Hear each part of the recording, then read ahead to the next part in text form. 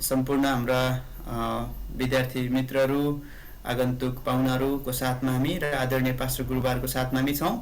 आजको कार्यक्रमलाई सुरु गर्नको निम्ति, प्रार्थना गर्नको निम्ति हाम्रो बुपु विद्यार्थी, हाम्रो आदरणीय मना आन्टी हाम्रो बिचमा हामीले देखिराखेका छौँ। हाम्रो आन्टीलाई हामी अनुरोध गर्न चाहन्छौँ, हजुरले प्रार्थना गरिदिनु भएपछि हामी यो कार्यक्रमलाई अगाडि बढाउनेछौँ।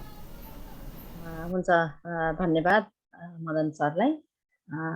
सबैलाई जय मसीह। आउनुहोस् हामी प्रार्थना गर्नेछौँ। सर्वशक्तिमान परम प्रभु परमेश्वर पिता, हामी तपाईँ प्रभुलाई यसरी धन्यवाद दिँदै तपाईँको चरणमा आउँदछौँ। प्रभु, तपाईँको दया कृपा, तपाईँको अनुग्रह हामीसँग राखेकै कारणले हामी यो धन्यवाद दिन पाएका छौँ। हामी खुसी छौँ, आनन्दित छौँ तपाईँको नाउँमा यसरी भेला हुन पाउँदा। विशेष धन्यवाद छ एनसिएफएनको एलटिडी विभागबाट जुन सिएलटी ट्रेनिङ चलिरहेको छ हाम्रो बिचमा। ट्रेनिङ लिने भाइ बहिनीहरू हुनुहुन्छ र आज 3 महिनाको ट्रेनिङ सकेर दीक्षान्तित हुँदै हुनुहुन्छ। हे प्रभु, हामी प्रार्थना गर्छौँ यो आजको यो दीक्षान्त समारोह अनलाइन मार्फत हुँदैछ।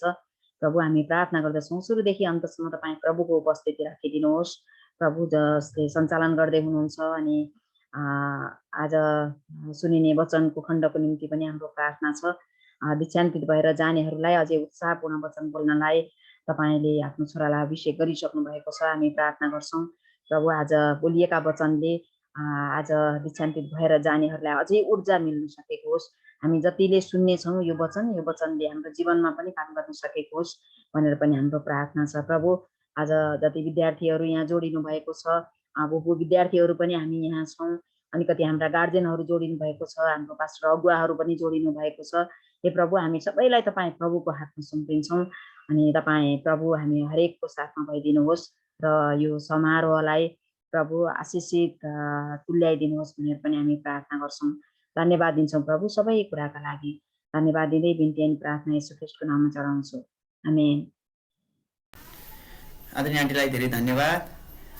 यहाँ सबैजनालाई जय मसीह।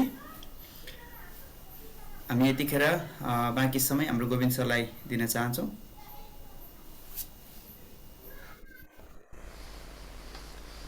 हुन्छ, यहाँहरू सबैलाई मेरो जय मसीह।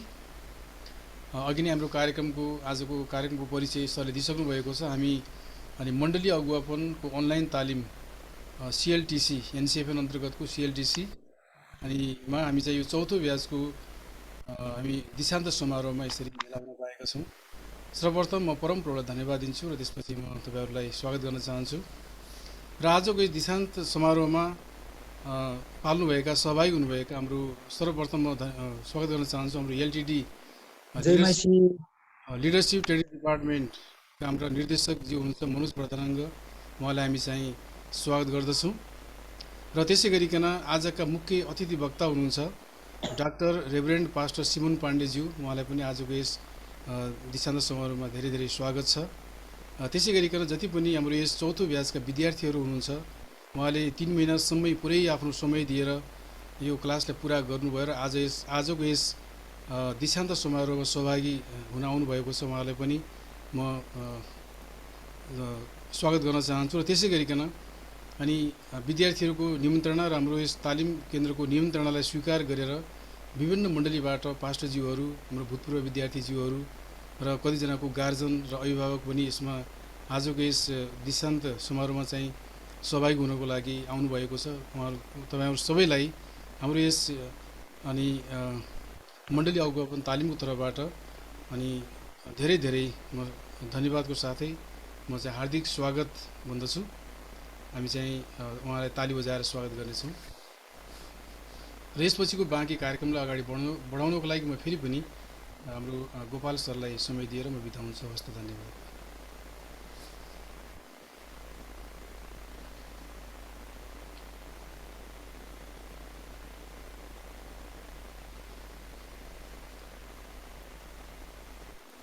धन्यवाद छ गोविन्द सरलाई मलाई यस समय दिनुभएको लागि।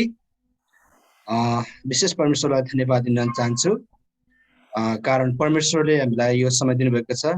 साँच्चै नै हामीले यसो हेर्ने भने यो 3 महिना हाम्रो लागि कति अवस्थामा कठिन थियो हाम्रो लागि, त्यही परमेश्वरले हामीलाई यो समय कठिनको बावजुद पनि हामीलाई सबै कुरामा सहायता गर्नुभएको लागि परमेश्वरलाई धन्यवाद दिन चाहन्छु। र साथै अब म चाहिँ तालिमको बारेमा तपाईँ अलिकति म जानकारी गराउन चाहन्छु। तपाईँलाई म स्क्रिन सेयर गरेर तालिमको बारे अलिकति म जानकारी गराउन चाहन्छु तपाईँलाई। मेरो स्क्रिन सेयर भएको छ तपाईँको माझमा? भएको छ सर। यो फुल भएको छैन होला, कहिले कहिले मेरोमा अलिकति फुल हुँदैन, त्यही भएर। ल ठिक छ। चौथो ब्याच मेरो अलिकति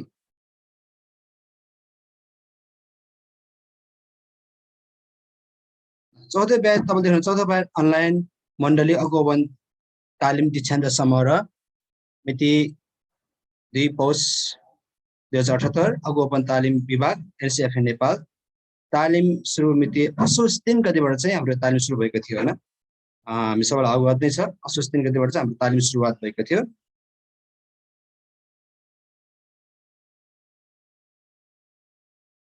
अरू तालिमको दर्शन है, दर्शन के हो भने नेपाली मण्डलीहरूमा दक्ष इमान्दारिता सेवक महिला पुरुष अगुवाहरू वृद्धि भएको देख्नु चाहिँ यो चाहिँ हाम्रो दर्शन हो। अनि हाम्रो चाहिँ यो अगुवावन तालिम विभाग एनसीएफ अन्तर्गत चाहिँ विभिन्न प्रकारको यहाँ तालिमहरू छन्। तपाईँले यहाँ देख्नुहुन्छ विभिन्न प्रकारको तालिमहरू। अनि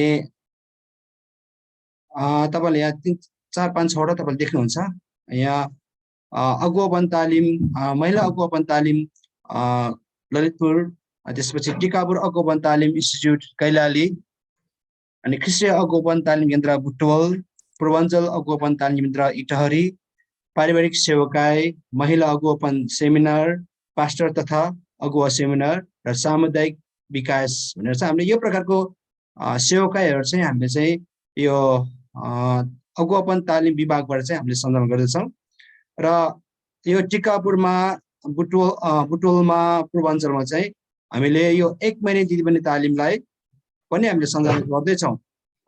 यो 1 महिने दिदीबहिनी तालिम जुन चाहिँ ललितपुरमा सञ्चालन भइरहेको तालिमलाई हामीले पनि दिइरहेका छौँ। र गएको कार्तिकमा कार्तिकमा पूर्वाञ्चल इटहरीले सकायो र मङ्सिरमा चाहिँ हामीले बुटवलमा सकायौँ।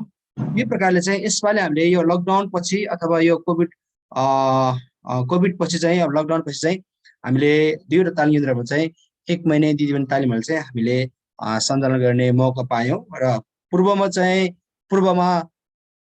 इटहरीमा 13 जना दिदीबहिनी र बुटवलमा 15 जना दिदीबहिनी हुनुहुन्थ्यो। गएको बुधबार चाहिँ बुटवलको चाहिँ तालिम सकिएको थियो। यो प्रकारले चाहिँ हाम्रो सेवकाईहरू यस्तै प्रकारले सेवकाई भइरहेको छ। र तपाईँले यहाँ देख्नुहुन्छ हाम्रो डाटा, विशेष गरेर अहिलेसम्म कतिवटा तालिम हाम्रो भइसकेको छ अनलाइनमा भन्ने कुरा डाटा तपाईँले देख्नुहुन्छ। पहिलो ब्याचमा चाहिँ पहिलो ब्याच साउन 18 साउनदेखि लिएर चाहिँ कार्तिक 2017सम्म चाहिँ 28 जना विद्यार्थी हुनुहुन्थ्यो, 19 जना पुरुष र 9 जना महिला। दोस्रो ब्याचमा चाहिँ 20 पौषदेखि 30 चैत्र 2077 र यसमा चाहिँ 48 जना हुनुहुन्थ्यो। दोस्रो ब्याचमा चाहिँ 23 जना पुरुष र 18 जना महिला। र तेस्रो ब्याच जेठ 2 देखि भाद्र 7 सम्म चाहिँ हामीले सञ्चालन गरेको थियो। यो चाहिँ 2078 मा 29 जना हुनुहुन्थ्यो उहाँहरू, 12 जना पुरुष र 27 जना महिला। यसमा चाहिँ महिला धेरै छन्। र यो ब्याच असोज 3 देखि आजको दिनसम्म चाहिँ हामीले सञ्चालन हामीले गरेको थियौँ। र यसमा चाहिँ 41 जना चाहिँ ग्रेजुएट तपाईँहरू हुनुहुन्छ र 25 जना पुरुष र 16 जना महिला। जम्मा हामीले 4वटा तालिमहरू चाहिँ 156 जनालाई चाहिँ हामीले तालिम दिएको रहेछौँ। र पुरुषको सङ्ख्या 79 र महिलाको सङ्ख्या चाहिँ 70 रहेछ। हाम्रो डाटा अनुसार चाहिँ यो प्रकारको छ। हामीले यो अनलाइनमा चाहिँ यति धेरै विद्यार्थी हामीले पाएको छ, फिजिकलमा भन्दा पनि अनलाइनमा हामीले धेरै विद्यार्थी हामीले पाएका छौँ। र यो जिल्लाहरू चाहिँ यो प्रकारको छ: मोरङ, झापा, सुनसरी, उदयपुर, भोजपुर, दोलखा, काठमाडौँ, ललितपुर, गोर्खा, पाल्पा, रूपन्देही, दाङ, रोल्पा, कैलाली, सायद यो कालिम्पोङ, भारत है, भारतबाट नै एकजना बहिनी हुनुहुन्छ, त्यता पनि जोडिनु भएको थियो। र अनि मण्डलीहरू चाहिँ अनि एजिएन, अगापे, एनसीएफएन, आशाको घर मण्डली र स्वतन्त्र मण्डलीहरू धेरै चाहिँ यहाँ चाहिँ हाम्रो स्वतन्त्र मण्डलीहरू हुनुहुन्थ्यो। र हाम्रो शिक्षकहरूको भूमिका चाहिँ यो शिक्षकहरूको परिचय दिँदै मदन राई व्यक्तिगत आत्मिक वृद्धि, उहाँले लिनुभएको थियो र पास्टर श्याम लामा र पास्टर जीवन श्रेष्ठ उहाँले चाहिँ बाइबल यात्राको विषयमा उहाँले लिनुभएको थियो। सुरुमा श्याम लामा लिनुभएको थियो, पछि जीवन श्रेष्ठ लिनुभएको थियो।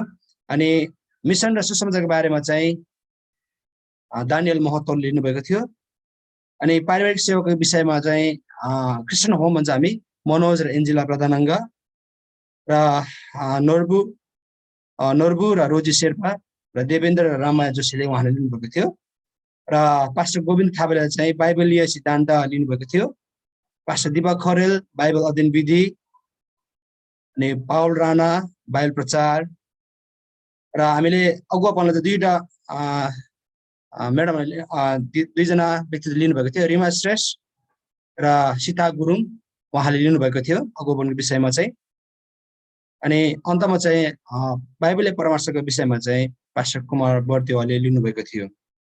र अब आउने हाम्रो 5औं ब्याच चाहिँ 18 माघ 2078बाट सुरु हुँदैछ। यदि तपाईँको मण्डलीमा कोही हुनुहुन्छ अथवा तपाईँले पनि तालिम लिइराख्नु भएको छ होइन, अथवा आज ग्रेजुएट हुनुहुन्छ, तपाईँ जस्तै अरूलाई पनि शिक्षा दिन चाहनुहुन्छ भने तपाईँले हामीसँग सम्पर्क गर्नुहोला। 5औं ब्याच चाहिँ अब आउने 18 माघ 18 गतिबाट सुरु हुँदैछ। हामीसँग सम्पर्कमा रहिरहनु होला। तपाईँहरूले विद्यार्थी पठाउने कामहरू गर्नुहोला, हामी अपेक्षा गर्छौँ। र साथै यो अनलाइन मार्फत नै म तपाईँलाई सूचना गर्न चाहन्छु, यो 18 माघ गतिबाट 18 माघबाट चाहिँ अनलाइन पनि सुरु हुन्छ र अब आउने यो फागुनको 1 गतिबाट चाहिँ हाम्रो बुटवलमा फिजिकल्ली नै 3 महिना सुरु गर्दैछौँ। त्यसैले चाहिँ तपाईँको क्षेत्रमा चाहिँ यदि कोही नेटले नभेटेको त्यस्तो व्यक्तित्व हुनुहुन्छ भने तपाईँले बुटवलमा पठाउनुहोस्।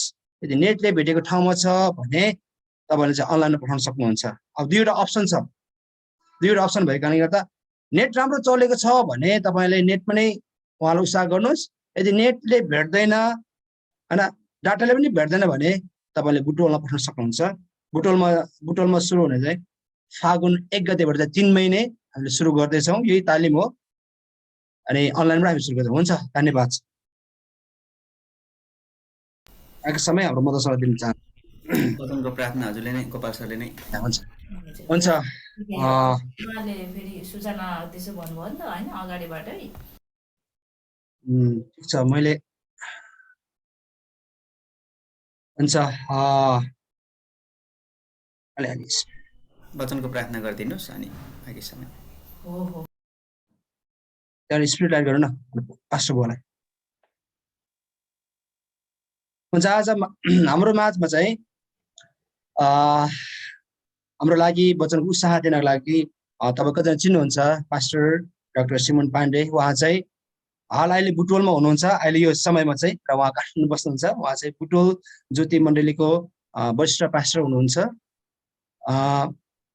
र उहाँ चाहिँ लामो समयसम्म बिटिआई भन्ने छ, बिटिआई बुटवलमा चाहिँ बुटवल टेक्निकल इन्स्टिच्युटमा चाहिँ एउटा निर्देशक रूपमा काम गर्नुभयो। त्यसपछि गएर चाहिँ उहाँ एनसिएफ नेपालमा पनि काम गर्नुभयो, एउटा महासचिवको रूपमा लिएर चाहिँ उहाँले काम गर्नुभएको छ। र उहाँ चाहिँ बुटवल ज्योति मण्डलीको चाहिँ संस्थापक पास्टर पनि हुनुहुन्छ। र 2020मा चाहिँ बुटवल ज्योति मण्डली स्थापना गर्नुभएको रहेछ। अनि एउटा खुसी कुरा चाहिँ उहाँले नै मेरो विवाह पनि गोर्खामा गएर दिनुभएको थियो। अझै पनि मलाई ताजा भन्ने याद छ। र अहिले चाहिँ उहाँ चाहिँ आशाको सन्देश भन्ने रेडियो कार्यक्रम छ, टिभी कार्यक्रम छ, तपाईँले सुन्नुभएको होला। अनि उहाँ त्यसमा चाहिँ कार्यरत हुनुहुन्छ र ओभरअल बुटवल ज्योति मण्डली जति पनि मण्डलीहरू छ उहाँले चाहिँ त्यसलाई ओभरसी पनि गर्दै हुनुहुन्छ। हुन्छ, म वचन उहाँको बारेमा अलिकति मैले जानकारी गरेर म वचन चाहन्छु। परमेश्वर बुवा, तपाईँलाई धन्यवाद दिन्छु प्रभु, हामीलाई सुन्दर समय दिनुभएको लागि धन्यवाद दिन चाहन्छु प्रभु।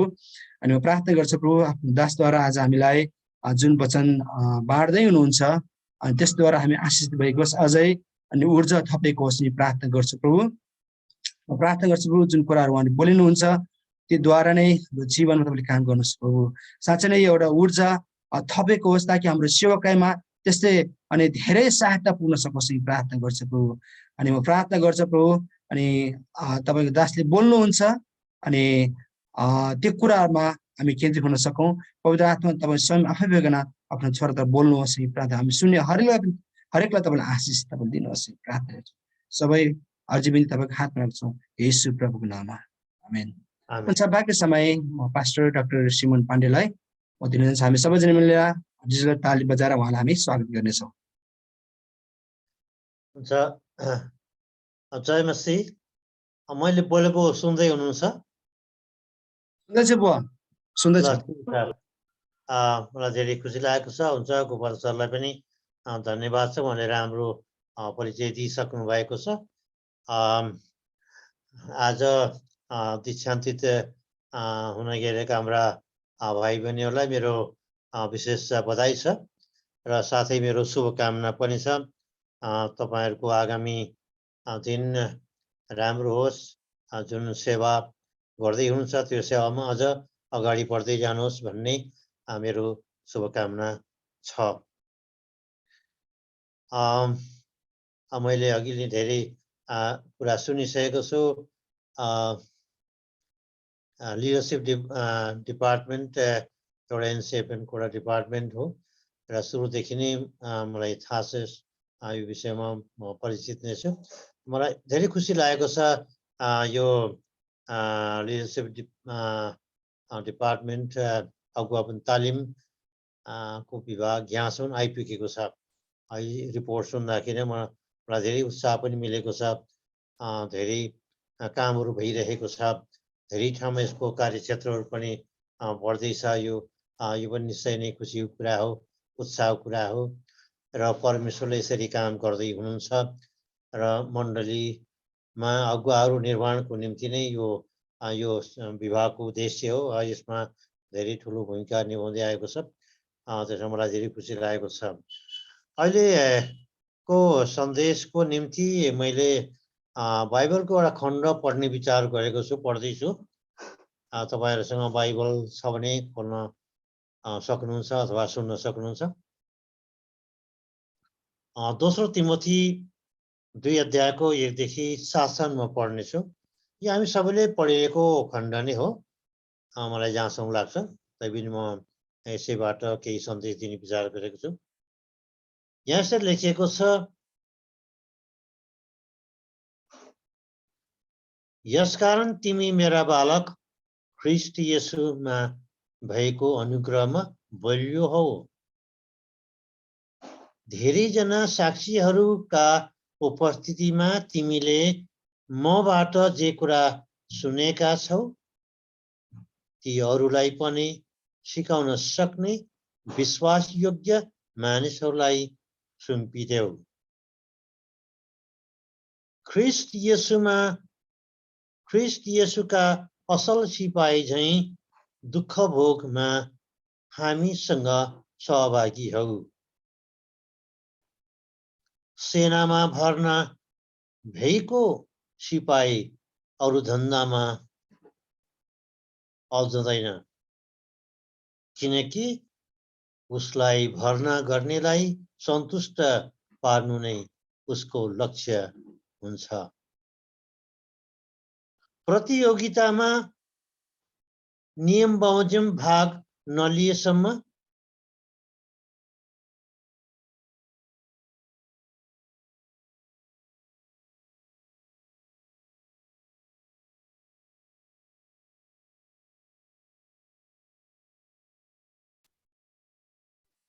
यो विचार गर, किनभने प्रत्येक कुरामा प्रभुले तिमीलाई समझ दिनुहुनेछ। आमीन। परमेश्वरले यस वचन पढाइमा आशीष दिउन्। यस खण्डको मैले शीर्षक दिएको छु, सिकेका कुरा सिकाऊ। सिकेका कुरा सिकाऊ। पाउलले तिमोथीलाई दिएका अर्थीहरू हुन्। तिमोथी पाउलको एक आत्मिक छोरा थिए, त्यसै कारण यहाँ सुरुमा नै प्रिय बालक भनेर भनेका छन्। मेरो बालक भनेका छन्, अथवा मेरो छोरो पनि भनेका छन्। तर यो पत्र हामीहरू सबैलाई लेखिएको हो। यहाँ हामीले के सिक्दैछौँ भने यो 2 अध्याय पुरै पढ्यौँ भने थाहा हुन्छ पावलले विभिन्न क्षेत्रमा रहेका व्यक्तिहरूलाई सम्बोधन गरेका छन्। सेवक सेविकाहरू, पास्टर अगुवाहरू र अरू तमाम व्यक्तिहरूलाई सम्बोधन गरेका छन्। हाम्रो सेवा कस्तो हुनुपर्छ भनेर हामीले बताएका छन्। तर अहिले हामीहरू ती सबै कुराहरू ती सबै व्यक्तिहरूको बारेमा विचार गर्नलाई समय छैन। तर मुख्य 3 थरीका व्यक्तिहरूको बारेमा विचार गर्नेछौँ। यहाँ पावलले सिकाउन खोजेको कुरा चाहिँ के छ भनेदेखि एक पुस्ताले अर्को पुस्तालाई हामीले सिकाउँदै जानुपर्छ। त्यसकारण यहाँ 2 पदमा यस्तो लेखेको छ, धेरैजना साक्षीहरूका उपस्थितिमा तिमीले मबाट जे सुनेका छौ ती अरूहरूलाई पनि सिकाउन सक्ने विश्वासयोग्य मानिसहरूलाई सुम्पिदेऊ। यहाँ 4 पुस्ता देख्छौँ। यो पदले त्यही कुरा देखाउँछ। पहिलो पुस्ता भनेको पावल आफै हुन्। पावल प्रेरित उनी पहिलो पुस्ताका व्यक्तिहरू नै भन्छन्। दोस्रो पुस्ता भनेको तिमोथी। पावलले तिमोथीलाई सिकाए, हुर्काए, बढाए र उनले धेरै कुराको जिम्मा तिमोथीलाई दिएका छन्। तेस्रो पुस्ता भनेको यहाँ भनेको छ विश्वासयोग्य मानिस। तिमोथीलाई पावलले भन्दैछन् तिमीले विश्वासयोग्य मानिसहरूलाई सुम्पिदेऊ। अर्थात् सिकाउन सक्ने व्यक्तिलाई सुम्पिदेऊ। र चौथो पुस्ता भनेको अरूहरू भनेको छ। अरूहरू पनि यहाँ भनेको छ। अरूहरूलाई पनि सिकाउन सक्ने विश्वासयोग्य मानिसहरूलाई सुम्पिदेऊ। आज तपाईहरू जतिजना दीक्षान्तित हुँदै हुनुहुन्छ, तपाईहरूले यो गएको यो कोर्स सिद्ध्याउने क्रममा सायद 3 महिना कति थियो। तपाईँहरूले धेरै कुरा सिक्नु भएको छ। तपाईँहरूलाई धेरै राम्रा शिक्षकहरूले सिकाउनु भएको छ। धेरै अनुभवी व्यक्तिहरूले त्यो आफ्ना अनुभवहरू बाँड्नु भएको छ। परमेश्वरको वचनबाट सिकाउनु भएको छ। मलाई लाग्छ उनीहरूले एउटा पहिलो पुस्ताको काम गरेका छन्। र तपाईहरू जतिजना सिक्नु भएको छ, तपाईहरू दोस्रो पुस्ताको रूपमा लिनुपर्छ। अब तपाईहरूले पनि जुन कुरा सिक्नु भएको छ, त्यो सिक्नु भएका कुरा अरूलाई सिकाउनु पर्छ। अनि यहाँ विश्वासयोग्य मानिसलाई सुम्पिदेऊ भनेको छ। हामीलाई विश्वासयोग्य मानिसहरू चाहिन्छ हरेक क्षेत्रमा। परमेश्वरको सेवा गर्न पनि विश्वासयोग्य मानिसहरू चाहिन्छ। र अरू यहाँ भनेछ अरूहरू पनि आउँदैछन्। यसकारण हामी के कुरा सिक्दैछौँ यसबाट भनेदेखि हामीले एउटा पुस्ताले अर्को पुस्तालाई सिकाउँदै जानुपर्छ, बढाउँदै जानुपर्छ। यसरी नै परमेश्वरको राज्य विस्तार हुँदै जान्छ। यसरी नै मण्डली वृद्धि हुँदै जान्छ। त मलाई धेरै खुसी लागेको छ आज यो ब्याजमा मैले बुझेअनुसार 41 जना तपाईहरू हुनुहुन्छ। भाइहरू र साथी बहिनीहरू पनि मलाई धेरै खुसी लागेको छ तपाईहरूले यसरी समय छुट्याउनु भएछ परमेश्वरको वचन सिक्नको निम्ति। र तपाईहरू अरूबाट सिक्नुभयो र तपाईहरूले अरूलाई सिकाउनु पर्छ।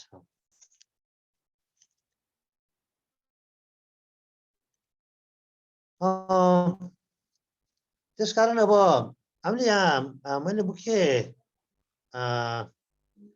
3 थरीका व्यक्तिहरूको बारेमा अलिकति बाँड्न चाहन्छु। हामी कतिले पढिसकेका छौँ। एउटा यहाँ के भनेको छ भने पहिलो सेनामा भर्ना भएको सिपाही जस्तै, सेनामा भर्ना भएको सिपाही जस्तै तपाईँ हामीहरू जतिले यसमाथि विश्वास गरेका छौँ हामी ख्रिस्टका सिपाहीहरू हौँ। सिपाहीहरू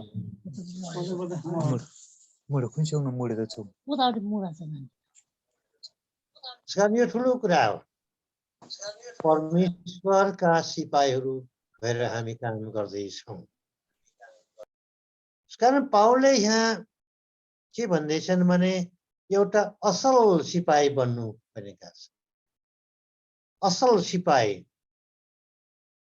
त्यो हो जसले आफूलाई दिएको जिम्मा पुरा गर्छ, जसले इमानदारी साथ काम गर्छ।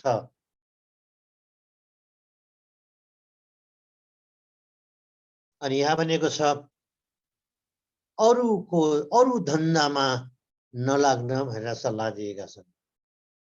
अरू धन्दामा लाग्ने भनेको हामीले जुन काम गर्दैछौँ, सेवा गर्दैछौँ, त्यो सेवा बाहेक अरू कामहरू त हामी अरू सबै काम गर्छौँ। जस्तो हामी कतिजना पास्टर छौँ, पास्टर भएर अरू काम पनि हामी गर्न पर्छ। त्यसै गरी हामी प्रचारकहरू छौँ होला, अरू विभिन्न सेवामा लागेका छौँ होला।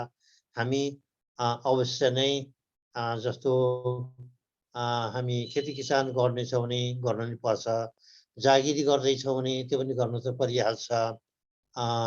तर हाम्रो उद्देश्य भनेको प्रभुको सेवा गर्ने नै हो। त्यसकारण प्रभुको सेवा गर्नको निम्ति हामीले त्यो सेवा छोडेर अरू धन्दा भनेको जसले हामीलाई अङ्ग्रेजीमा डिस्ट्र्याक्सन भन्छ। डिस्ट्र्याक्सन भनेको हाम्रो मनलाई अरूतिर ढल्काउन थाल्छ, संसारतिर लैजान थाल्छ, संसारको धन्दामा हामी लाग्न थाल्छौँ, धन सम्पत्ति कमाउनतिर हामी लाग्न थाल्छ भने त्यो अरू धन्दाको कुरा हो। आज हामी प्रभुका सेवक सेविकाहरू अरू धन्दामा लाग्न हुँदैन, प्रभुको सेवामा हामी केन्द्रित नै हुनुपर्छ। अर्को पनि यहाँ भनेछ आफूलाई भर्ना गर्नेलाई खुसी तुल्याउन भनेको छ। खुसी तुल्याउन प्रयत्न गर, प्रयास गर भनेको छ। आफूलाई भर्ना गर्ने, हामीलाई भर्ना गर्ने को हो?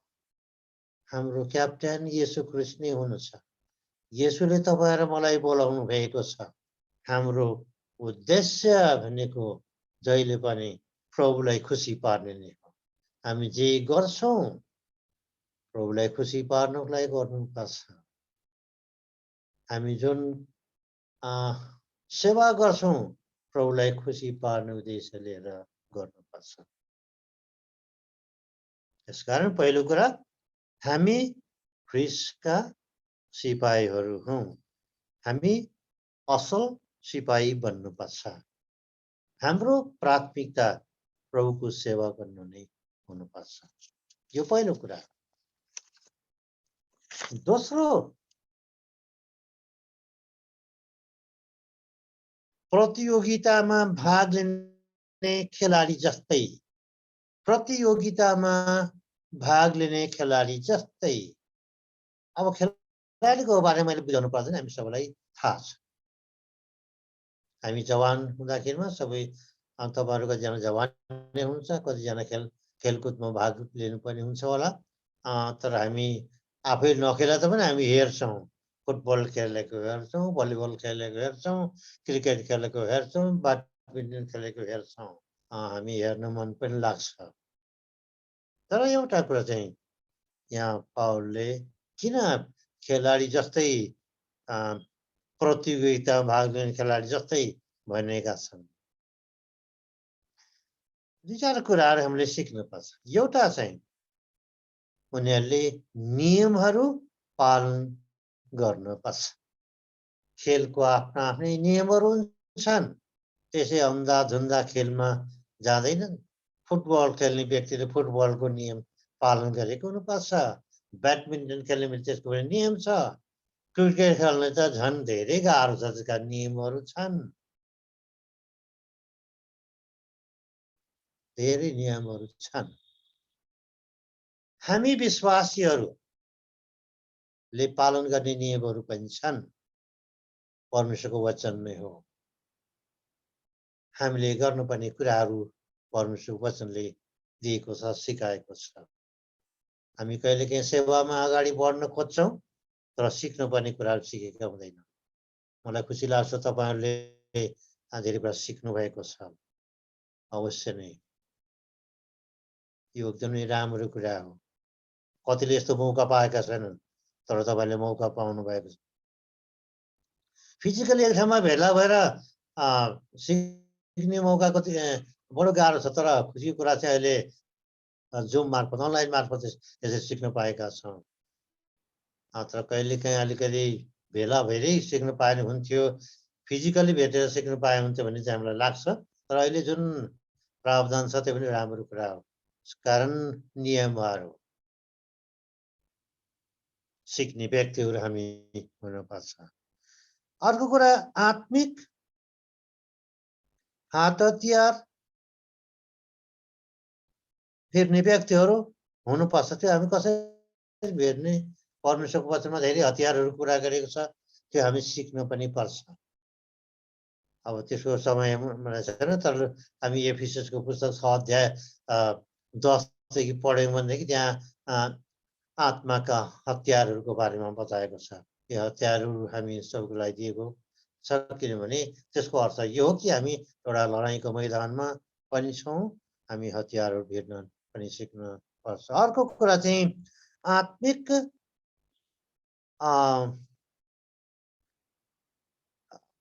अनुशासनको कुराहरूले हामी आत्म अनुशासन सेल्फ डिसिप्लिन भनेर भन्छौँ हामीहरू। सेल्फ डिसिप्लिन हामीले आफैलाई अनुशासन राख्न पनि सिक्नुपर्छ। एउटा खेलाडीलाई विचार गर्छौँ कसरी एउटा राम्रो असल खेलाडी बन्छ। त्यति सजिलो बन्न सक्दैन, समय लाग्छ। एउटा चाहिँ सेल्फ डिसिप्लिन आत्म अनुशासनको कुरा हो। हामी कति बजे उठ्छौँ, कति बजे सुत्छौँ, कति बजे हामी प्रार्थना गर्छौँ, कति बजे बाइबल पढ्छौँ, यी आदि कुराहरू हामीले पालन गर्नुपर्छ। त्यो पनि एउटा अनुशासनको कुरा हो। अर्को कुरा हाम्रो जीवन चरित्रको कुराहरू पनि हो। हामी यस संसारमा छौँ, विभिन्न किसिमका परीक्षाहरू हाम्रा वरिपरि छन्, त्यसैको बिचमा हामीहरू छौँ। हामीले आफैलाई अनुशासनमा राख्न सिक्न पर्छ। हामी एकदमै अनुशासित हुनुपर्छ। क्रिस्चियन जीवन मलाई लाग्छ यो अनुशासनको जीवन। अर्को कुरा हामीले आफैलाई शुद्ध राख्न सिक्नुपर्छ। शुद्ध राख्न सिक्नुपर्छ। हाम्रो बाहिरी जीवन राम्रो हुन सक्छ, देखिन सक्छ, तर भित्र हृदय प्रभुलाई मात्रै थाहा छ। यसकारण यो पनि मुख्य कुरा छ। धन्य शुद्ध हृदय भएकाहरू तिनीहरूले परमेश्वरलाई देख्ने छन्। शुद्ध हृदय परमेश्वरलाई मनपर्छ। यो पनि एउटा अनुशासनको भित्र पर्छ। एउटा खेलाडीले सिक्ने जस्तै हामीले पालन गर्नुपर्ने कुराहरू हुन्छ। अर्को धैर्य धारण गर्नुपर्ने कुराहरू पनि छन्। यो पनि एउटा महत्त्वपूर्ण कुरा हो।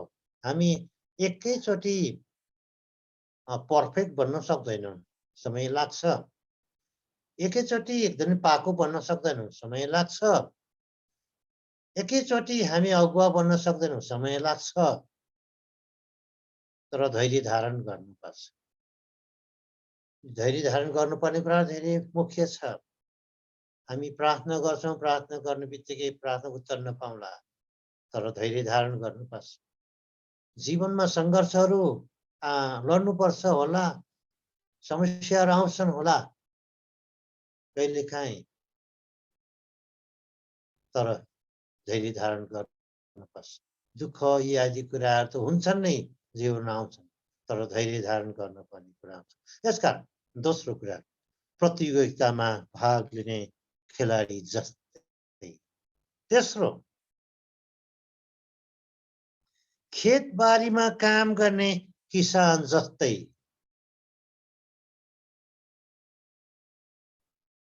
अब हामी कतिजना खेत किसानमा काम गरेका व्यक्तिहरू छौँ होला। म आफै पनि बाल्य अवस्थामा एउटा किसान घरानै हुर्किएको कारणले खेती किसान कति हदमा मलाई केही मात्रामा थाहा छ। जे भए तापनि यो कुनै नौलो कुरा होइन। तर यहाँ पाउलले किन खेती किसान गर्ने व्यक्तिसँग तुलना गरेका छन्? एउटा खेतबारीमा काम गर्ने व्यक्तिहरू किसानको कुरा गर्दा परिश्रम गर्ने मानिस चाहिन्छ। खेत किसानमा काम गर्ने व्यक्तिहरू, खेतीबारी गर्ने व्यक्तिहरू परिश्रम गर्ने मानिस भएन भने उसले खेती गर्न सक्दैन। परिश्रम चाहिन्छ।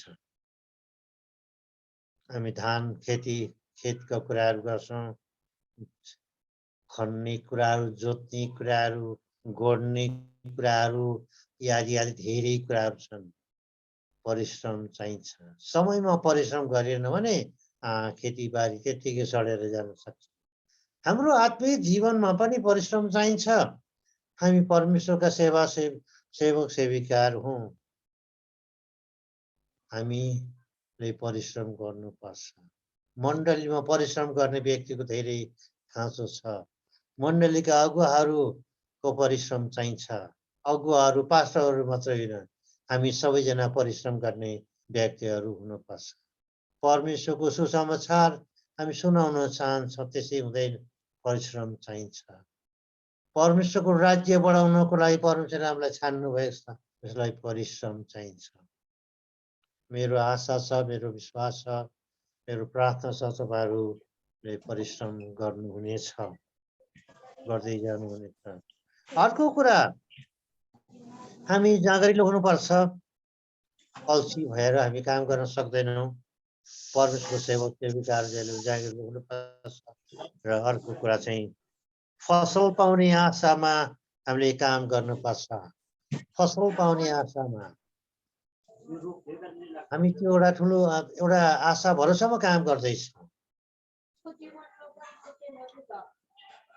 यदि हामीले त्यो आशा छोड्यौँ भनेदेखि, त्यो आशा गरेनौँ भनेदेखि हामीले फसल पनि पाउँदैनौँ। फसल पाउने आशामा हामी काम गरौँ। हामी आशामा काम गर्ने व्यक्ति पनि हुनुपर्छ। एउटा खेती किसान गर्ने व्यक्तिले अहिले मकै छरेर भोलि नै उसले उत्पादन गर्न सक्दैन। समय लाग्छ, कति महिना लाग्छ। त्यसै गरेर धान रोप्ने व्यक्तिले पनि धेरै 5-6 महिना कति पर्खनु पर्छ। त्यस्तै हामी प्रभुको काम गर्ने सेवा गर्ने व्यक्तिहरू हामी आशा गरौँ परमेश्वरले हाम्रो परिश्रममा आशिष दिनुहुनेछ। फसल उहाँले दिनुहुनेछ। मण्डलीमा आशिष दिनुहुनेछ।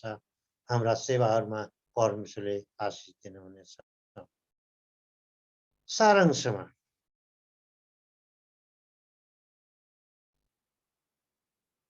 हामी सिक्ने व्यक्तिहरू, सिकाउने व्यक्तिहरू, मैले 3वटा कुरा बताएँ।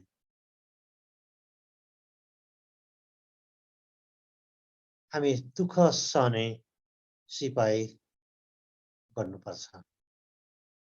सिपाही जस्तै दुःख सहने व्यक्ति बन्नुपर्छ। नियम पालन गर्ने खेलाडी जस्तै बन्नुपर्छ। परिश्रम गर्ने किसान जस्तै बन्नुपर्छ। परमेश्वरले हामी सबैलाई आशीष दिउन्। जय मसीह। धन्यवाद।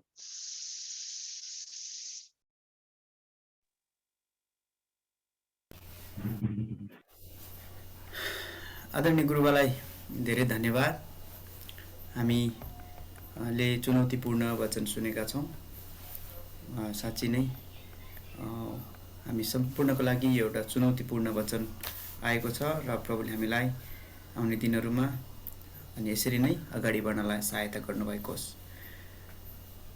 हामी यतिखेर हामी सर्टिफिकेट हस्तान्तरणमा जानेछौँ। म यहाँहरूको बिचमा सर्टिफिकेट हस्तान्तरण गर्नेछु। हामीसँग लगभग 40जना भनेको 41जना भनेको 40जना चाहिँ ग्रेजुएट स्टुडेन्ट हुनुहुन्छ। यहाँहरूलाई हामी भर्चुअली नै सर्टिफिकेट हस्तान्तरण गर्नेछौँ र यहाँहरूले यतिखेर आफ्नो सर्टिफिकेट देख्न सक्नुहुनेछ र यसलाई यहाँहरूले हार्ड कपीको रूपमा लिनको लागि चाहिँ हाम्रो सम्बन्धित ठाउँहरूमा यहाँले सम्पर्क गर्न सक्नुहुन्छ। कसैले केही भन्नुभएको हो? ए हजुर हजुर हस्, म यहाँहरूको बिचमा सर्टिफिकेटलाई यहाँहरूको बिचमा प्रदर्शन गर्न चाहन्छु, भर्चुअली प्रदान गर्न चाहन्छु।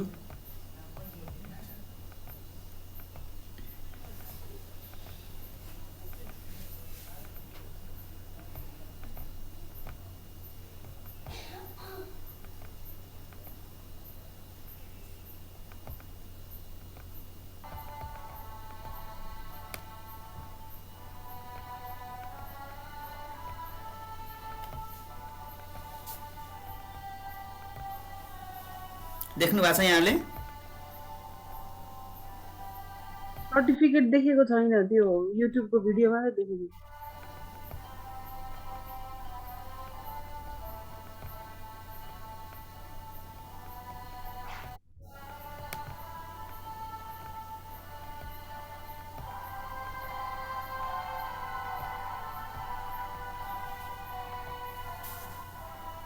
देख्नु भएको छ हजुरले?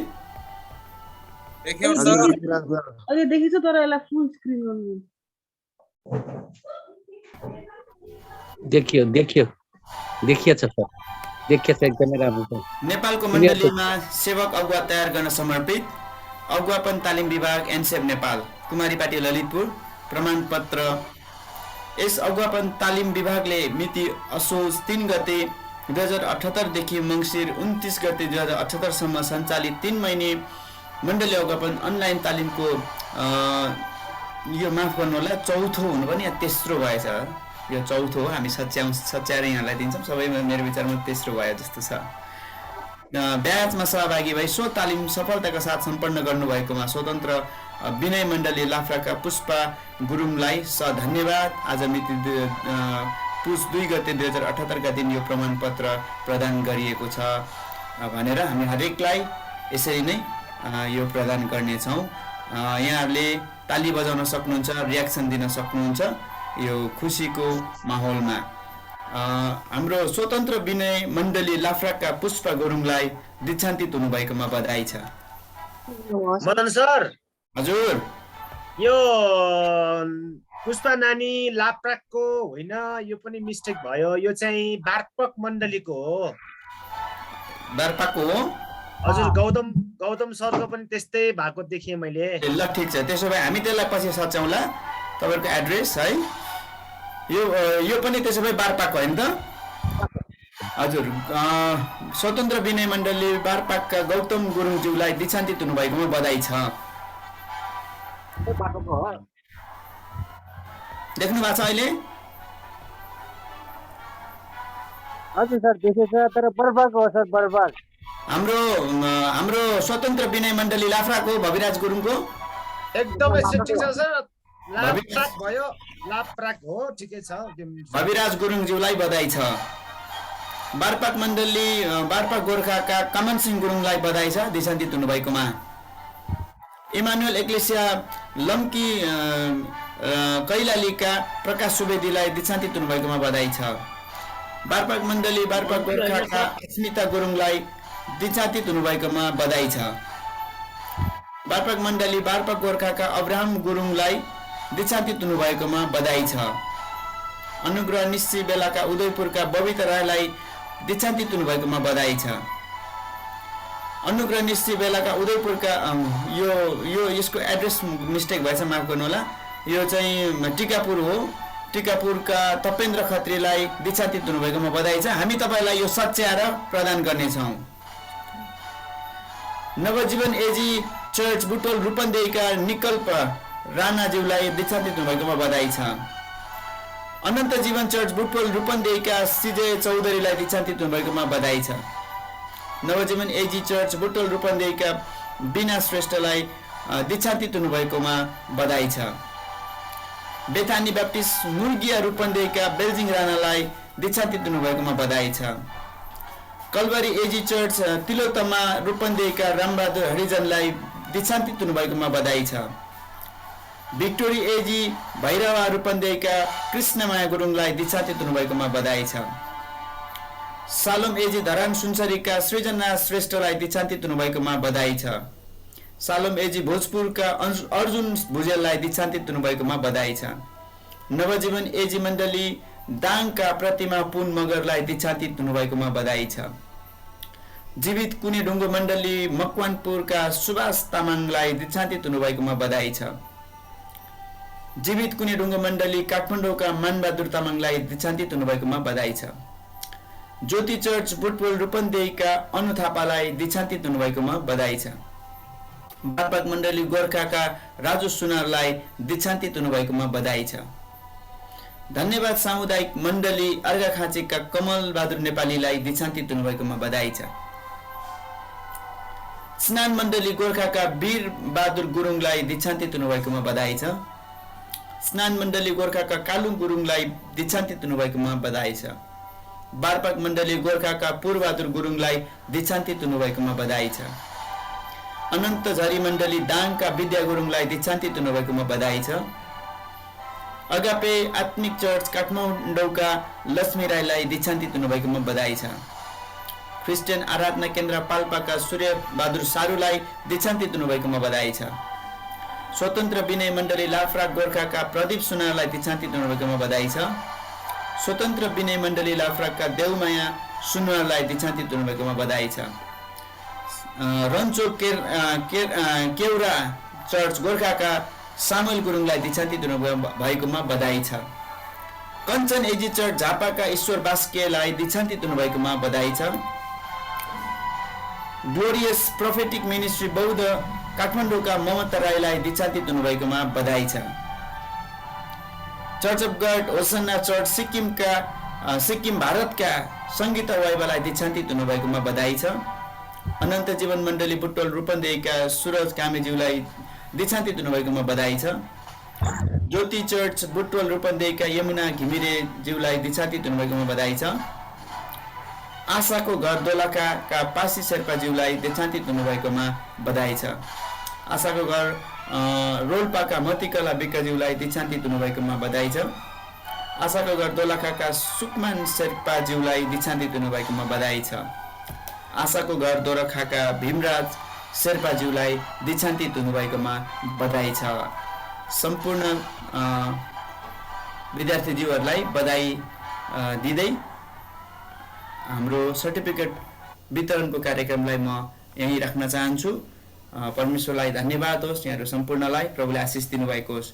यतिखेर हाम्रो बिचमा 3 महिनासम्म सिकाइ भयो र 3 महिनासम्म सिकाइ भएको सिकाइबाट के सिकाइ भयो र त्यसले चाहिँ विद्यार्थीहरूको जीवनमा विशेष गरी पार्टिसिपेन्टहरूको सहभागीहरूको जीवनमा कस्तो आशिष भयो, कस्तो किसिमको परिवर्तन आयो भन्ने कुरा हामी विद्यार्थीहरूबाट गवाई सुन्न गइराखेका छौँ। हाम्रो बिचमा हाम्रो भीमराज शेर्पा हुनुहुन्छ दोलखाबाट, उहाँलाई म यो समय दिन चाहन्छु। हाम्रो दाजु भीमराजलाई आफ्नो गवाई राख्नको निम्ति यो समय म दिन चाहन्छु। जय मसीह सबैजनालाई। सर्वप्रथम म परमेश्वर पितालाई धन्यवाद दिन चाहन्छु, किनभने मैले असोज 3 गतेबाट यो बाइबल तालिममा धेरै कुरा सिक्न सकेको छु, महत्त्वपूर्ण तालिम लिन सकेको छु। र यस बाइबल तालिम लिनुभन्दा अघि मैले नियमेको 2068 सालमा नियमेको 2 महिना तालिम मात्रै लिएको थिएँ र यस तालिममा मैले अति महत्त्वपूर्ण कुराहरू सिकेँ। नेपाली व्याकरणहरू अनि विशेष गरेर बाइबलको त्यो अवलोकन कसरी गर्ने, बाइबललाई शब्द, अनुच्छेद, खण्ड, बाइबलको पुस्तकहरू कसरी अवलोकन गर्ने भन्ने विषयमा राम्रोसँग सिकेँ र यो बाइबल अध्ययन गर्ने कुरामा चाहिँ म परिवर्तन भएको छु र मेरो जीवनमा लागू गरिरहेका छौँ। अनि धेरै कुराहरू मैले सिकेको छु, आशिष पनि धेरै पाएको छु। र एउटै कुरा मात्रै मेरो कमजोरी पक्ष म रिसाउने कुरामा चाहिँ परिवर्तन गर्नुपर्ने कुरा छ। यो बाइबलद्वारा सिकेको कुराहरू व्यवहारमा लागू गर्नु सकेको होस् भनेर हजुरहरूसँग पनि म प्रार्थनाको अनुरोध गर्दछु। र यो बाइबलमा पुरानो करारमा विशेष व्यक्तिहरूको लागि पवित्र आत्माको अभिषेक हुन्छ भन्ने कुरा थाहा थिएन यो तालिम CLT तालिम हुनुभन्दा अघि। र पुरानो करारमा विशेष व्यक्तिहरूको लागि पवित्र आत्मा हुने रहेछ र साधारण व्यक्तिहरूको लागि नहुने रहेछ भन्ने कुरा यस तालिमबाट मैले बुझ्न सकेँ र सिकेँ।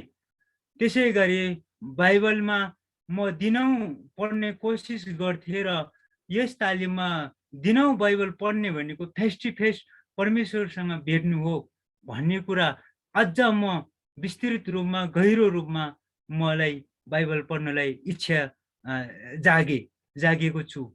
अनि विशेष शिक्षकहरूलाई म मेरो हृदयबाट धन्यवाद दिन चाहन्छौँ।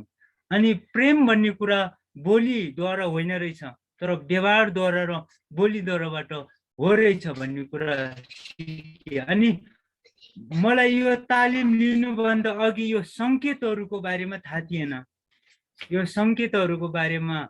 अनि त्यो सङ्केतहरू पनि राम्रोसँग सिकेर अब बाइबल अध्ययन गर्ने कुरामा म अङ्कहरू भेटेमा जुन 38 वर्षसम्म पक्षघाती भएको कुरा, 38 वर्ष भनेको एउटा पापको दास्तमुनि रहेछ भनेर कुरा यो बुझ्न सकेँ। अब म एकदमै होसियारी साथ बाइबललाई म प्रयोग गर्ने गर्छु र यो तालिम एकदमै महत्त्वपूर्ण रहेछ। विशेष एकदमै खुबी योग्य भएको शिक्षकहरू रहेछ। अब अरू मेरो छिमेकी मण्डलीहरूले पनि यो जानकारी गराउनेछौँ। यो फिजिकल रूपमा जुम अनलाइनबाट गर्नेछौँ र यो तालिम चाहिँ हाम्रो परिवारमा श्रीमान श्रीमती छोराछोरी नातानातिनीको लागि सधैँभरि हुने रहेछ। र यो तालिम पनि यो तालिमको दर्शन आज यो विशेष गरेर हिमाली दुर्गम गाउँहरूमा तालिमको अभाव छ। अनि यो तालिम प्रत्येक घरमा प्रत्येक विश्वासीको लागि यसै गरी हुन सकेको होस् भनी म मेरो यो 2 शब्द यही राख्न चाहन्छु। धन्यवाद। हुन्छ, आदरणीय दाजुलाई धेरै धन्यवाद। उहाँको अनुभव र गवाई हाम्रो बिचमा हामीले सुनेका छौँ। हाम्रो अर्को एकजना महिला सहभागीबाट लिन गइराखेका छौँ। उहाँ हुनुहुन्छ काठमाडौँबाट ममता राई। यतिखेर हामी यो समय ममता राईलाई दिन चाहन्छौँ। सर्वप्रथम परमेश्वरलाई धन्यवाद दिन चाहन्छु र LTD अनि NFC नेपालका संस्थापक र जति पनि यो संस्थामा आबद्ध हुनुभएको अनि मैले आदर सम्मान गर्नुपर्ने सम्पूर्ण पदाधिकारीहरूमा म धन्यवाद दिन चाहन्छु र यहाँ उपस्थित हुनुभएका सम्पूर्ण मैले आदर सम्मान गर्नुपर्ने पास्टर बुवा लगायत डिकन अगुवा अनि परमेश्वरको सम्पूर्ण जनन दाजुभाइ तथा दिदीबहिनीहरूमा जय मसीह। आज म चाहिँ एकदमै आशिषित छु किनभने मैले यो जुन तालिम लिनुभन्दा अगाडि नै म एक प्रकारको आशिषित भइसकेको थिएँ। किनभने यहाँ एकजना हामीभन्दा अगाडिको एकजना दिदी हुनुहुन्थ्यो, उहाँको नाम चाहिँ मिना राई हो, यहाँ काठमाडौँबाट नै। अनि उहाँ र म चाहिँ धेरै अब पहिलादेखि नै म विश्वास गर्दै गर्दा उहाँले चाहिँ मलाई प्रभुमा डोर्याउनुहुन्थ्यो। अनि उहाँको व्यवहारहरू चाहिँ यो क्लास लिँदै गर्दाखेरि चाहिँ उहाँ चाहिँ अलिकति जिद्दी टाइपको हुनुहुन्थ्यो। आफ्नो कुरा चाहिँ अलिकति अरूको कुरालाई सुन्नलाई चाहिँ उहाँलाई अलिक गाह्रो हुन्थ्यो। अनि तर यो क्लास लिइसकेपछि चाहिँ उहाँको जीवनमा एक्कासी परिवर्तन आयो। अनि उहाँमा चाहिँ थियो, पहिला पनि उहाँमा त्यो ख्रिस्टको प्रेमहरू थियो, तर पछि चाहिँ उहाँले यसरी परिवारमा पनि अर्कै प्रकारको व्यवहारहरू गर्नु थाल्नु भयो। अनि त्यो पछि चाहिँ मैले बुझेँ यो क्लास त साँच्चै यो तालिम त गर्नुपर्ने रहेछ भन्ने चाहिँ मलाई भित्र आत्मामा चाहिँ महसुस भयो। अनि त्यसले गर्दाखेरि उहाँको परिवर्तनले नै चाहिँ म चाहिँ उहाँलाई देख्दै गर्दा नै एक प्रकारको आशिष मेरो जीवनमा आइसकेको थियो अनि यसले गर्दा मैले उहाँले लिँदै गर्दा यो क्लास चाहिँ अब फेरि पनि सुरु हुँदैछ भन्ने कुरा थाहा पाएपछि चाहिँ मैले एकजना प्रभुको छोरी हुनुहुन्छ इन्डियामा सङ्गीता वाइबा अनि उहाँलाई पनि मैले सल्लाह दिएँ बहिनी यो चाहिँ एउटा तालिम हुँदैछ यो मलाई के पनि थाहा थिएन एलटिडी अनि एनएफसी नेपालद्वारा चाहिँ यो तालिम चाहिँ हुन्छ भन्ने कुरा पनि मलाई थाहा थिएन म चाहिँ तालिम छ तर एकदमै आशिषित छ मैले चाहिँ उहाँ दिदीलाई हेर्दै गर्दाखेरि चाहिँ मैले आशिष महसुस गरेको कारणले उहाँलाई पनि मैले आबद्ध गराएँ अनि यहाँ सबै क्लासहरू नै हाम्रो लागि एकदमै हैन एकदमै आशिषित छ हामी सबैले यो आशिषलाई उपभोग गर्न पाएका छौँ अनि र पनि मेरो जीवनमा यो पहिला र यो पछिल्लो समयको लाभ सर्टकटमा भन्दै गर्दाखेरि चाहिँ म चाहिँ एक प्रकारको म विश्वासी एक परिवारमा एक्लो विश्वासी हो अनि मैले चाहिँ सबै कुरा चाहिँ प्रार्थनाद्वारा नै हुन्छ भन्ने कुराहरू चाहिँ मैले चाहिँ बुझ्थेँ तर प्रार्थनाद्वारा मात्र नभएर हामीले चाहिँ व्यवहारमा उतार्नु पर्ने कुराहरू अनि हरेक कुरा नै मैले चाहिँ सिकेको छु अनि अहिलेको स्थितिमा मैले मेरो जीवनमा चाहिँ जुन लागू गरिराखेको चाहिँ अब यो जति पनि मैले क्लासमा लिएको कुराहरू सबैलाई मैले अप्लाई गर्न कोसिस गरिरहेको छु तर पनि मैले अहिले कोसिस गरिराखेको चाहिँ मैले चाहिँ कस्तो भने हजुरको प्रार्थनालाई पनि मैले चाहिँ कपीमा लेखेर हाम्रो मदन आदरणीय दाजु मदन दाजुले सिकाउनु हुँदै गर्दा प्रार्थनाहरूलाई चाहिँ लेख्ने गर्नुहोस् भन्ने कुरालाई चाहिँ मैले पक्रेर राखेको छु अनि त्यो कुराहरूलाई चाहिँ म प्रार्थनामा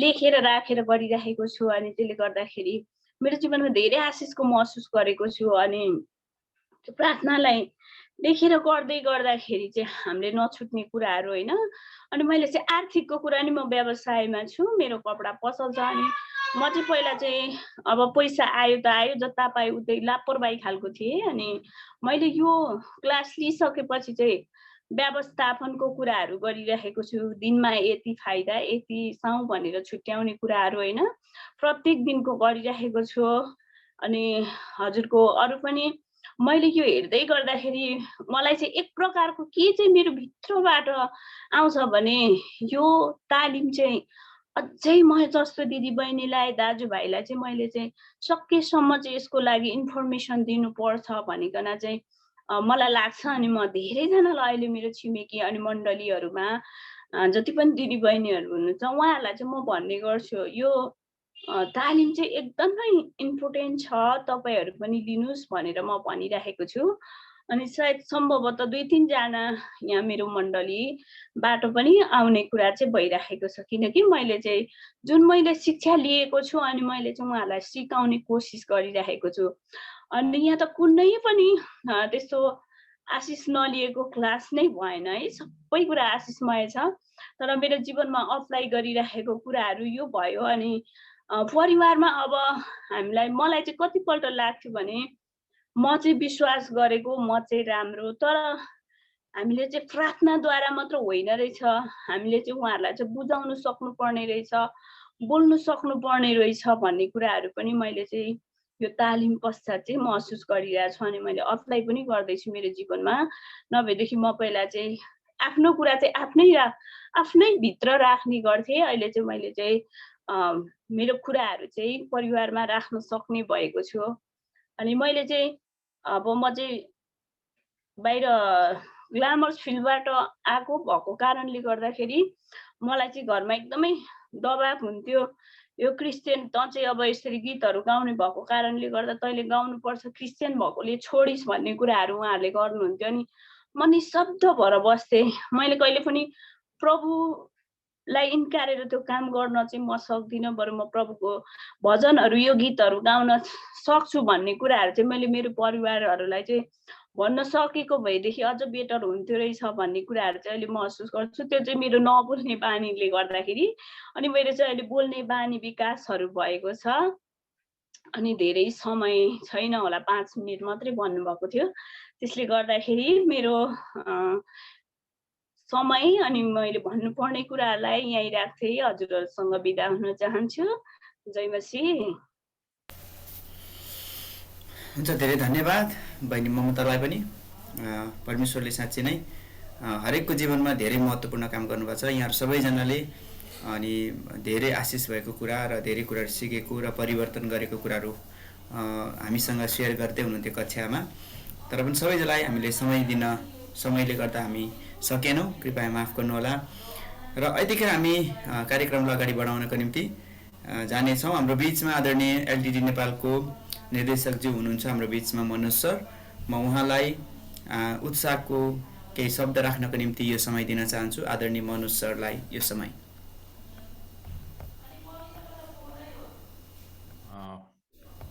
सबैजनालाई प्रभु येशू ख्रीष्टको नाममा जय मसीह। मलाई खुसी लागेको छ तपाईहरू 3 महिनाको कोर्सलाई सिद्ध्याएर अब आजको दिन दीक्षान्तित हुँदै हुनुहुन्छ र आजको दिन चाहिँ तपाईहरुको निम्ति विशेष छ। मेरो व्यक्तिगत तर्फबाट अनि एलटिडी को तर्फबाट र मेरो परिवारको तर्फबाट तपाईहरु सबैजनालाई बधाई दिन चाहन्छु।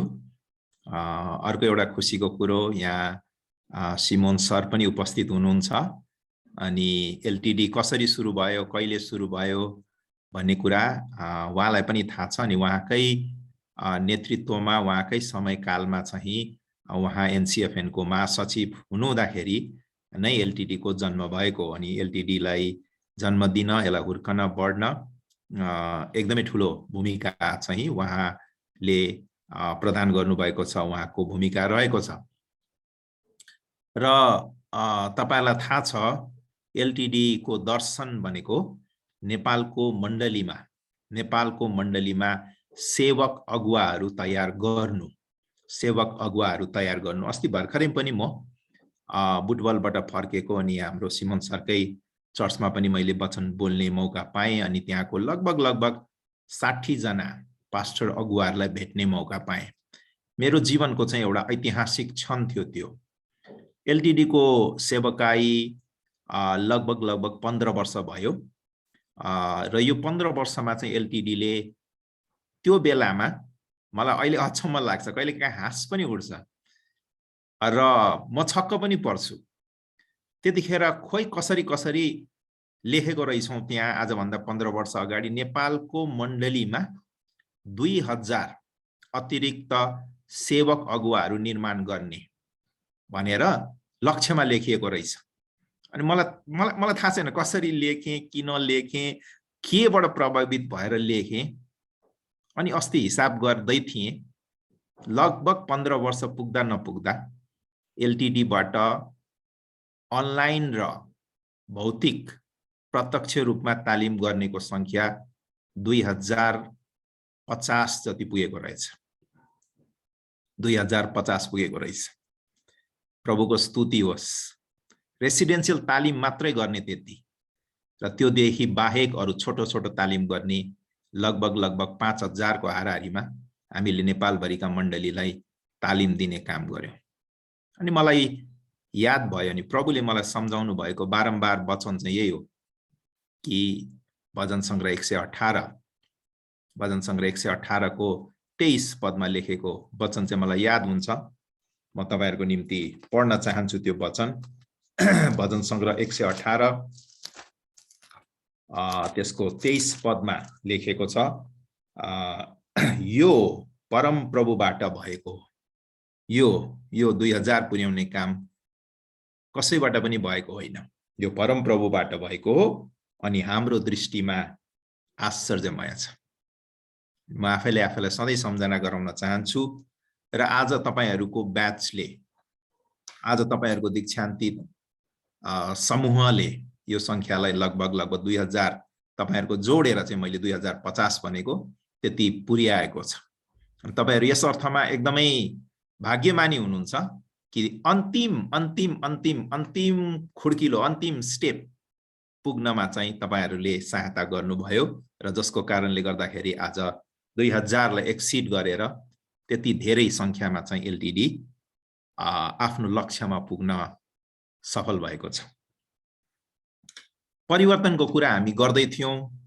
हामीले 2 जना हाम्रो भाइ हाम्रो बहिनीबाट परिवर्तन कसरी भयो भन्ने कुराहरू हामीले सुन्दै थियौँ। वास्तवमा एजुकेसनको अर्थ, एजुकेसनको उद्देश्य, अर्थ भन्दा पनि उद्देश्य चाहिँ परिवर्तन हो। हामीले जब कुनै पनि तालिम गर्दछौँ, दिँदछौँ वा तालिममा सहभागी हुँदछौँ, परिवर्तन चाहिँ हुनुपर्छ। म पहिला यस्तो थिएँ, यहाँ बहिनीले भन्नुभयो, म चाहिँ पहिला चाहिँ सबै कुरा प्रार्थनाबाट हुन्छ भन्ने सोच्थेँ। अब चाहिँ प्रार्थना मात्र होइन, प्रार्थनाको साथसाथै काम पनि गर्नुपर्ने रहेछ। उहाँले अर्को एउटा उदाहरण मीना राईको दिँदै हुनुहुन्थ्यो। मीना राई गएको ब्याचको हाम्रो विद्यार्थी हुनुहुन्छ अनि उहाँको जीवन साँच्चै नै परिवर्तन भएको कुराको परिवर्तन भएको उहाँ आफैले देख्नुभयो। हाम्रो बहिनी मनता, होइन, मनताले देख्नुभयो, अनुभव गर्नुभयो, उहाँले नजिकबाट निहाल्नु भयो र उहाँले थाहा पाउनुभयो कि वास्तवमा यो तालिमले त परिवर्तन गर्दो रहेछ मान्छेलाई। अनि मलाई लाग्छ तपाईँ र हामी लगातार रूपमा परिवर्तन भइ नै रहेका छौँ, हुनु पनि पर्छ। यदि तालिम लिएर गएर परिवर्तन चाहिँ जीवनमा छैन भने त्यो केही पनि काम लाग्दैन। हरेक कुरामा परिवर्तन, व्यक्तिगत जीवनमा परिवर्तन, सेवकाईमा परिवर्तन। अगाडि म यसरी सेवकाई गर्थेँ, अघि तपाईँहरूमध्ये कतिले भन्नुभयो, एकजनाले भन्नुभयो यसरी म गर्थेँ, अब म यसरी गर्छु। पहिला म यसरी सोच्थेँ, अब म यसरी सोच्छु। पहिला म यसरी प्रचार गर्थेँ, अब म यसरी प्रचार गर्छु। पहिला म यसरी सेवकाई गर्थेँ, अब म यसरी सेवकाई गर्छु। यदि यो परिवर्तन छैन भने मलाई लाग्छ हामीले 2000 त के, हामीले 2 लाखलाई तालिम दियौँ भने पनि हामी असफल भएको ठानिन्छौँ। त्यसकारणले गर्दाखेरि मलाई लाग्छ परिवर्तन हुनुपर्छ। ख्रिस्टमा परिवर्तन छ र ख्रिस्टको सेवकाईमा पनि परिवर्तन हुनुपर्छ। एउटा सानो खण्ड पढेर म 2-3 मिनेट मात्र लिन चाहन्छु र अन्त गर्न चाहन्छु। त्यो चाहिँ प्रेरित 13 अध्यायको प्रेरित माफ गर्नुहोस्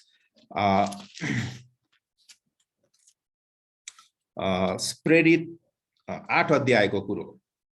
प्रेरित 8 अध्यायमा चाहिँ हामी सबै खण्ड हेर्दैनौँ, तर प्रेरित 8 अध्यायको 18 पददेखि तलतिर हामी हेर्छौँ। 18 देखि 23 सम्म म छिटो छिटो गरिकन पढ्छु। प्रेरित 8 को 18 मा यसरी लेखेको छ, अब प्रेरितहरूले हात राख्दा पवित्र आत्मा पाइदो रहेछ भन्ने देखेर सिमोनले यसो भन्दै तिनीहरूलाई रुपियाँ दिन ल्यायो, मलाई पनि यो शक्ति दिनुहोस् र मैले जोसुकै माथि हात राखिदिएपछि त्यसले पवित्र आत्मा पाओस्। तर पत्रुसले भने तेरा रुपियाँ तँसँगै नष्ट होस्, किनकि परमेश्वरको वरदान रुपियाँले किन्न सकिन्छ भनी तैँले विचार गरिस्। यस विषयमा न त तेरो केही भाग छ न हिस्सा नै छ, किनकि परमेश्वरको सामुन्ने तेरो हृदय ठीक रहेनछ। यसकारण तेरो आफ्नो यस दुष्टताको निम्ति पश्चाताप गर अनि प्रभुमा प्रार्थना चढा र सायद तेरो हृदयको यस्तो विचार क्षमा होला, किनकि म देख्दछु त तिक्तताले भरिएको छस् अनि अधर्मको बन्धनमा छस्।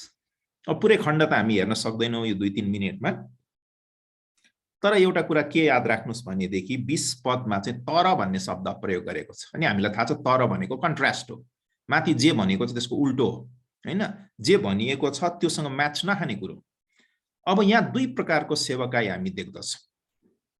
एकातिर हामी देख्दछौँ कि रुपियाँ पैसाद्वारा पवित्र आत्मालाई नियन्त्रण अर्थात् परमेश्वरलाई नियन्त्रण गरेर आफ्नो इच्छा र चाहनाद्वारा गरिने सेवकाई र पवित्र आत्माको बहावमा पवित्र आत्माले जता जता बगाउनुहुन्छ त्यता त्यता बगेर ठिक प्रकारको हृदयले गर्ने सेवा। 2 प्रकारको सेवा, पवित्र आत्माको शक्तिमा पवित्र आत्माले बगाए अनुसार ठिक प्रकारको हृदय राखेर गरिने सेवा र रुपियाँ पैसाको बलमा वा अरू कुनै पनि कुराको बलमा पवित्र आत्मालाई कन्ट्रोल गरेर नियन्त्रण गरेर परमेश्वरलाई नियन्त्रण गरेर गर्ने सेवा। अब नेपालको मण्डलीमा पनि यो चुनौती छ। हामी देख्दछौँ कि यस्ता खालका मानिसहरू छन् जसले रुपियाँ पैसाको खोलो बगाएर परमेश्वरको सेवा गर्न चाहन्छ। अर्कातिर यस्ता खालका व्यक्तिहरू पनि छन् जसले चाहिँ परमेश्वरको शक्ति र आत्माद्वारा परमेश्वरको सेवा गरेको। अब यो दुई कुराको बीचमा फरक हुन्छ। अनि यो पनि याद गर्नुहोस् कि रुपियाँ पैसाले पनि सेवकाई हुन्छ, नहुने चाहिँ होइन। अब त्यसको मतलब के रुपियाँ पैसा नै चाहिँदैन भनेर भन्न खोजेको मैले? होइन, कदापि होइन। तर गुदीमा हामी के राख्छौँ, एसेन्समा हामी के राख्छौँ, सेन्टरमा हामी के राख्छौँ, त्यो कुरा चाहिँ भन्न खोजेको मैले यो भनेको छैन। मलाई तपाईहरूले क्षमा गर्नुहोला यदि मैले रुपियाँ पैसा चाहिँदैन भन्ने प्रकारको मनसाय मैले व्यक्त गरेँ अथवा त्यस्तो सन्देश दिएँ भने मलाई क्षमा गर्नुहोला, मैले त्यसो भन्न खोजेको होइन। रुपियाँ पैसा चाहिन्छ, सेवकाईमा रुपियाँ पैसा हामीलाई आवश्यक पर्छ, तर त्यो द्वारा त्यसको शक्तिमा हामीले सेवकाई गर्न चाहिँ हुँदैन। त्यो चाहिँ हाम्रो मुख्य नभई नहुने कुरा, त्यो बिना चाहिँ हुँदैन भन्ने कुरा चाहिँ होइन। हामीले यहाँ गोपाल भाइ साक्षी हुनुहुन्छ अनि मदन भाइ पछि आउनुभयो। गोपाल भाइ साक्षी हुनुहुन्छ। एलटिडी को जीवनमा त्यस्ता खालका क्षणहरू आए जब एलटिडी कम्प्लिटली क्लोज डाउन हुनुपर्ने अवस्था थियो। किनभने हामीसँग रुपियाँ पैसा थिएन। तर प्रभुको स्तुति होस्, आज 15 वर्ष पछाडि फर्केर हेर्दाखेरि प्रभुले त्यो समयबाट लानुभयो, तर सधैँभरि त्यो अवस्थामा राख्नु भएन। प्रभुले हामीलाई अभावबाट भएर लानुभयो, तर सधैँभरि त्यो अवस्थामा प्रभुले हामीलाई राख्नु भएन। जसको कारणले आज हामीले 2000 भन्दा बढीलाई रेसिडेन्सियल तालिम मात्रै दिन सके। यसमा हामीले गर्व गर्नुपर्ने कुरा केही पनि छैन। यो सबै परमेश्वरको काम हो। त्यसकारणले म तपाईहरुलाई चुनौती दिन चाहन्छु कि आउँदो दिनहरुमा तपाईहरुले कति सेवाकाई गर्नुहुन्छ भन्ने कुराले त्यति धेरै मायने राख्दैन। कति धेरै आत्माहरू है, हामी आत्माहरू भन्छौं, तर हामी खासै त्यो आत्मा मात्रै होइन तर सशरीर बचाउने कुरामा जोड दिन्छौं। हामी कति मानिसहरूलाई बचाउँछौं भन्ने कुराले त्यति मायने राख्दैन। कतिवटा मण्डली स्थापना गर्छौं भन्ने कुराले त्यति मायने राख्दैन। मायने राख्छ तर त्यति मायने राख्दैन, अर्थ राख्दैन। तर कसरी सेवाकाई गर्छौं भन्ने कुराले मायने राख्छ, अर्थ राख्छ। त्यसकारण तपाईहरु जसरी दीक्षान्तित अब भइसक्नु भएको छ, एक किसिमले सर्टिफिकेटै पाइसक्नु भएको छ, मेरो चाहना, मेरो प्रार्थना र मेरो आशा तपाईहरुमा यही छ। एकदम ठुलो काम गरे, यति धेरै मानिसहरूलाई सुसमाचार सुनाए भन्ने भन्दा पनि पवित्र आत्मामा परमेश्वरको शक्तिमा ठीक प्रकारको हृदय लिएर मानिसहरूको सेवा गर्नुहोस्। अनि तपाईहरु सबैजनाले प्रभुबाट पाउनुपर्ने सम्मान, आदर, बन्दोबस्त र परमेश्वरबाट पाउनुपर्ने पुरस्कार, अघि सरले भन्नुभएको जस्तै पुरस्कार पाउनुहुनेछ। त्यसको निम्ति प्रयास गर्नुहोस्। पहिला कसैबाट हामीले सुनेका थियौं, attempt great things for God, अनि म भन्न चाहन्छु attempt small thing for God. परमेश्वरको निम्ति सानो कुराको प्रयास गर्नुहोस्, बट डू इट फेथफुल्ली। विश्वास योग्यताको साथमा गर्नुहोस्, इमानदारीताको साथमा गर्नुहोस्। त्यसमा चाहिँ आशिष हुन्छ। परमेश्वरले हामी सबैजनालाई आशिष दिउन्। आदरणीय सरलाई हामी एकदमै धेरै धन्यवाद दिन चाहन्छौं। महत्त्वपूर्ण उत्साहको वचनको लागि साँच्चै नै परमेश्वरबाट यी सबै कुरा हाम्रो लागि भएका छन् र आउने दिनहरूमा हाम्रो सेवाकाईमा यी उत्साहका कुराहरू, आज सुनेका वचनका कुराहरूलाई लिएर अगाडि बढ्नलाई प्रभुले हामीलाई सहायता गर्नुभएको छ। अन्त्यमा म यहाँ सम्पूर्णलाई, विशेष गरी हाम्रो 40 जना नै विद्यार्थीहरूलाई, हाम्रो नाम त लगभग हामीसँग 50 जना जतिको नाम आएको थियो। अनि यो रेसमा, यो लामो समयको दौडमा, 3 महिनाको दौडमा हामीले छोड्दै 40 जनालाई मात्रै यहाँसम्म निरन्तर रूपमा सँगै रहन अनि यसलाई कम्प्लिट गर्न सक्नुभयो, 40 जनाले मात्रै। त्यसकारणले गर्दा यहाँहरू सबैजनालाई हामी एलटिडीको तर्फबाट, हाम्रो आफ्नो तालिम केन्द्रको तर्फबाट र मेरो व्यक्तिगत तर्फबाट एकदमै हार्दिक बधाई ज्ञापन गर्न चाहन्छु। तपाईहरुले धेरै महत्त्वपूर्ण कुरा एचिभ गर्नुभएको छ। संसारमा धेरै कुराहरू हामी हात पार्छौं होला, ती सबै कुरा संसारमै छोडेर जान्छौँ। तर परमेश्वरको राज्यमा हामीले उपलब्धि गरेका कुराहरू जो हामीले अनन्तसम्म लिएर जान्छौँ, यो चाहिँ साँच्चै महत्त्वपूर्ण कुरा हो। परमेश्वरमा गरिने सानो सानो कुरा पनि यो धेरै महत्त्वपूर्ण रूपमा लिनुपर्दछ। कतिचोटि हाम्रो बानी के हुन्छ भने हामीले संसारका चिजहरू, संसारका कुराहरूको चाहिँ धेरै एडमायर गर्ने, त्यसको चाहिँ धेरै प्रशंसा गर्ने, तर परमेश्वरको कुराहरूको त्यति धेरै वास्ता नगर्ने गर्छौँ। तर हामीले वास्तवमा परमेश्वरमा हासिल गरेका कुराहरूलाई चाहिँ कुराहरूमा चाहिँ हामीले प्राथमिकतामा राखेर त्यसमा उत्साह मनाउनुपर्छ, खुसी मनाउनुपर्छ। त्यसकारणले गर्दा यहाँहरू सबैजनाले ठुलो लडाइँ जित्नु भएको छ अनि ठुलो उपलब्धि गर्नुभएको छ। यसमा अघि नै धेरै बधाई अनि धन्यवादको कुराहरू र विशेष गरी उत्साहको कुराहरू आएको छ। यतिखेर चाहिँ म यहाँहरूलाई बधाई तथा ज्ञापन प्रदान गर्न चाहन्छु। प्रभुले यहाँहरू सबैजनालाई प्रशस्त आशिष दिनुभएको होस्। हामी कार्यक्रमको अन्तिममा आइपुगेका छौँ। हाम्रो समय पनि एकदमै ठिक समयमा छ, मैले देखिराखेको छु। हाम्रो बिचमा आदरणीय डाक्टर रेभरेन्ड सिमन पाण्डे बुवा हुनुहुन्छ।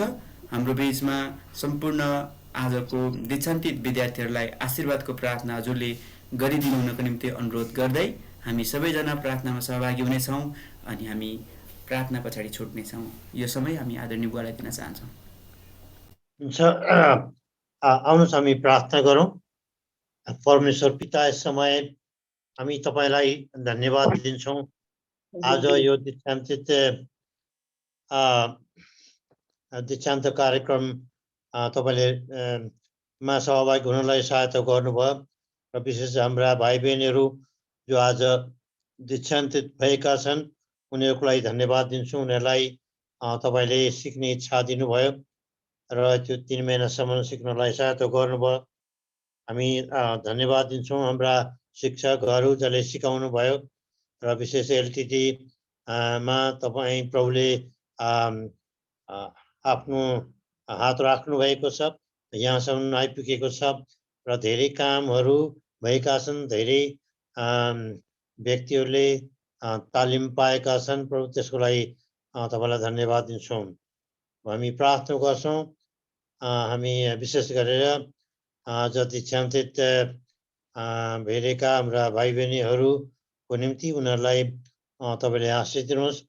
उनीहरूले जुन कुरा सिकेका छन् ती सिकेका कुरा आफ्नो व्यवहारिक जीवनमा प्रयोग गर्न सहायता गर्नुहोस्।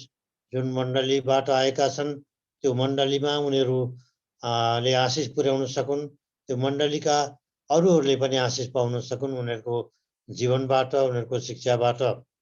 परमेश्वर पिता, हामी प्रार्थना गर्छौँ उनीहरू सबैलाई आशिष दिनुहोस् र अहिले प्रार्थना गर्छौँ यो अगुवापन तालिम का निर्देशक लगायत सबै जतिजनालाई तपाईँले विभिन्न जिम्मेवारी दिएर राख्नु भएको छ, सबैलाई तपाईँले आशिष दिनुहोस्। प्रभु तपाईँलाई फेरि पनि धन्यवाद दिन्छौँ यो समयको लागि।